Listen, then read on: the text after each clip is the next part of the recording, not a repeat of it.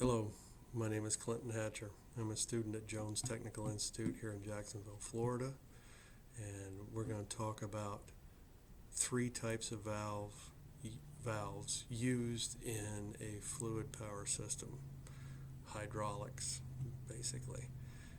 We're going to have fixed valves, flow control valves, and directional valves. And as we're talking about valves, I want to make sure I reiterate the safety aspect of this. Never open a valve, hydraulic line, or any cylinder when it's under pressure. Make sure you've taken all the pressure off. Hydraulic injection injuries are very, very serious. They lose limbs and could cause death. So be careful out there. A flow control valve does just that. It controls the flow at a set pressure. So as long as your pressure doesn't drop or increase, then you're going to be able to control the flow using those. Pressure regulated control valves or pressure compensated control valves rather, are used when you need a constant flow despite a loss in pressure.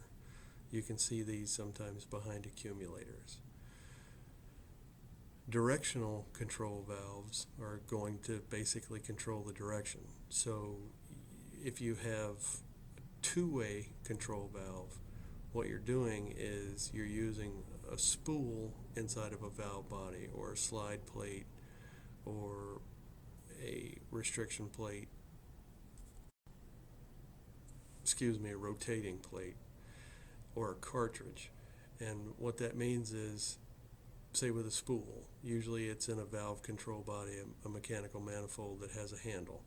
So if you lift the handle up, you move the spool down, which opens the flow into one tube hydraulic hose, and it goes into one side of the actuator.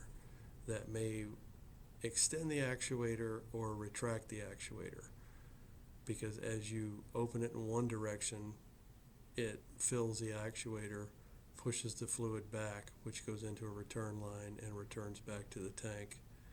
And then conversely, if you lift the handle up or down, you move the spool in the opposite direction, you get the reverse effect. So that's a two-way valve. Now, a three-way valve is all the functions of a two-way, but that third flow direction can be used to, when the spool or rotating plate or sliding plate is in the neutral position, fluid is still flowing through it to drive another function. You might see this with a drive motor on a wheel that has a lift cylinder to lift that wheel up. And the last valve that we have is a fixed valve. A fixed valve means, it's fixed to operate at a certain pressure. Relief valves are a good common example of this.